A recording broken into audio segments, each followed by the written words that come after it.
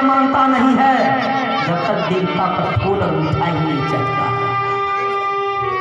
राजा बहुत बलिष्ठ तुम अपने आप में, कितने माँ बहन को गोदी का बच्चा छीन लिया, कितने रानी महारानी को तुमने विधवा कर दिया।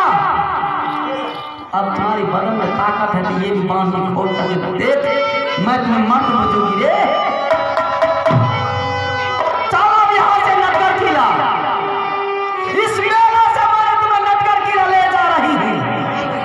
और नटकर किला में मैंने सारे के सारे दिन मैंने तुम्हें भेड़ा बनाकर के किसी खेत में ठोक दूंगी। जैसे ही सूरज देवता अपनी आस की ओर मोड़ लेंगे, शाम के समय में तुम्हें मनुष्य बना करके शादी का हाल पूछूंगी। अगर शादी का हाल तुमने सही सलामत बोल दिया तो नित रोज तुम्हें खुआ होटल मिश्री मलाई दूध खिलाऊंगा।